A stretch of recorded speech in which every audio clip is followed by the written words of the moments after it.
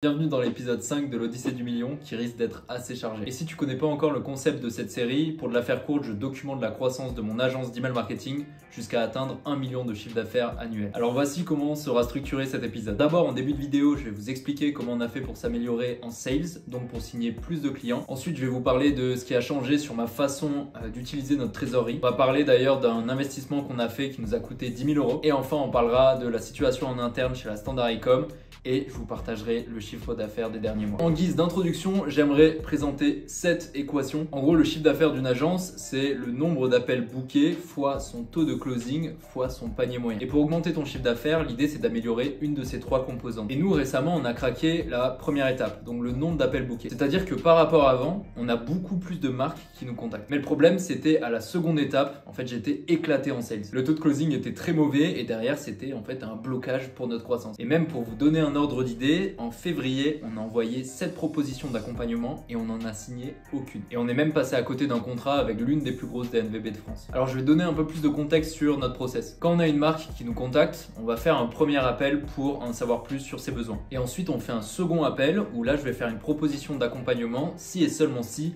on voit qu'on peut aider cette marque. Et autant le premier appel se passait toujours très bien, mais par contre sur le second, je sentais qu'à chaque fois ça suffisait pas pour closer. Et la solution à ce problème, c'est Paul Maher, le DG de Kudak, qui l'a trouvé. Il a regardé un de mes appels que j'avais enregistré avec un de nos prospects et m'a montré donc ce qui n'allait pas. En fait, j'avais pas de fil conducteur dans ma présentation. J'arrivais sur l'appel, je balançais des idées, des faits et j'avais pas de ligne directrice. Et Paul m'a conseillé de me concentrer sur une chose, c'est le top to bottom. C'est-à-dire que tu pars d'une idée principale ou alors un objectif chiffré et après tu détailles comment l'atteindre.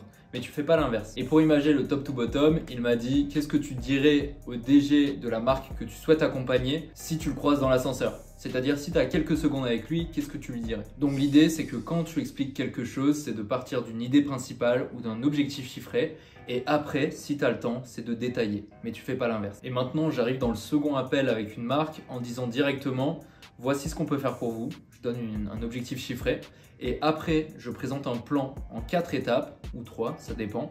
Et derrière, je détaille. Et il y a une cohérence qui se crée dans mon discours, puisque tout ce que je vais dire après cette partie, en fait, je peux faire des liens avec ce plan en 4 étapes que j'ai présenté au début. Et j'ai de suite vu les résultats, puisque sur les 9 prospects suivants, 4 sont devenus clients chez la Standard Ecom. Donc Paul, si tu vois cette vidéo, je te dois quelques pintes pour te remercier. Et on passe à la deuxième étape de la vidéo, qui est ma vision sur notre trésorerie. Quand j'ai commencé l'agence, je voulais accumuler un maximum d'argent sur notre compte en banque. Et en fait, il y a plusieurs raisons à cela, mais surtout, je voulais avoir un matelas de sécurité. Et je me suis rendu compte que c'était une vision totalement ridicule. Et qu'en réalité, le coût d'opportunité de ne pas utiliser la trésorerie peut être énorme. Et en plus de ça, avoir un matelas de sécurité trop important dans un business de service, ça sert à rien. Surtout à notre taille où on a très peu de coûts et on n'a même pas de locaux à payer. Et ma logique désormais, c'est j'ai 30 000 € en trésorerie, comment je fais pour les dépenser et les transformer en 100 000 € le plus rapidement possible. Et notre première initiative, elle nous aura coûté 10 000 € et c'est le sponsoring du DNC. Le DNC, c'est un club qui regroupe tout un tas de marques e-commerce, par exemple Kabaya, Jimmy Fairly,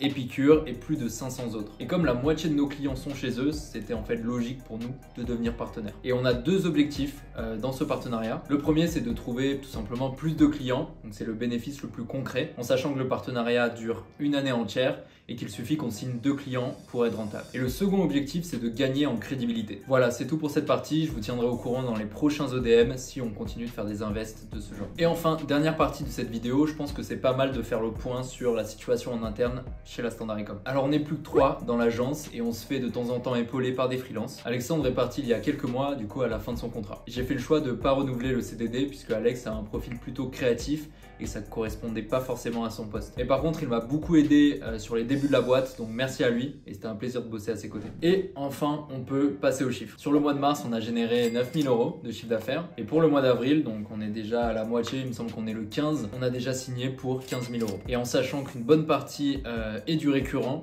on vise les 20 000 en mai et on espère augmenter sur les mois qui suivent. Et je pense que c'est quand même important de préciser qu'en février, on a eu une belle chute d'activité puisqu'on est redescendu à 3 000 € de chiffre d'affaires. Et en réalité, je pense que j'aurais dû vous en parler en fait sur le moment et faire une vidéo en février pour vous dire que le chiffre d'affaires avait chuté. Parce que c'est trop facile de faire une vidéo des mois après et en parler en disant voilà ce qui s'est passé avant, maintenant ça va mieux. C'est pas le principe de cette chaîne et l'idée c'est d'être transparent au maximum. Sur ce, merci d'avoir regardé cet épisode de l'ODM et n'hésite pas à t'abonner pour pouvoir voir les suivants.